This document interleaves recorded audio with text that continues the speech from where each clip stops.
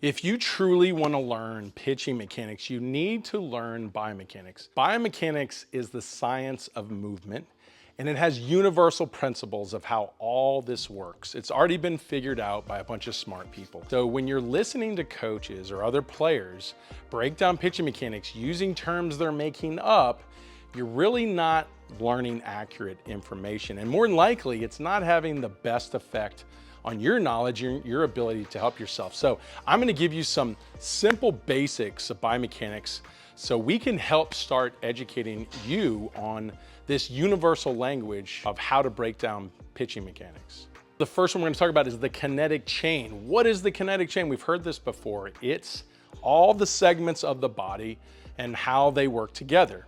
Ultimately, energy flows from the ground up. So we create forces in the ground, it moves through the legs, through the pelvis, through the trunk, through the scap, through the arm. And that connection of everything is the kinetic chain. So you need to start understanding how the whole system is connected together to understand that first principle. The next principle is timing and sequencing. And it's basically what I just went through with the kinetic chain, but understanding what is the proper timing, and technically is how the timing comes up.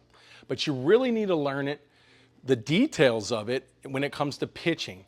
Like, when do I push off the rubber? Well, that needs to happen just before I land. When do I rotate the pelvis? Well, that needs to happen going into landing. When do I rotate the trunk? Well, that needs to happen after the pelvis peaks. When do I bring up the scap or upwardly rotate the scap? Well, that needs to happen right as I'm about to peak trunk rotation. So the arm is going into layback. So to support the trunk going forward. And then when does the arm accelerate? After the trunk is decelerated, the arm is gonna go into internal rotation.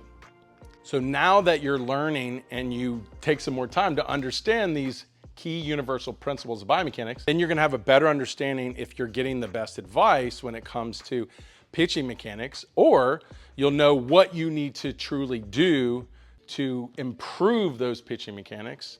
That's why it's important that you don't learn from people just reinventing the wheel, but you actually learn from the experts that know the science.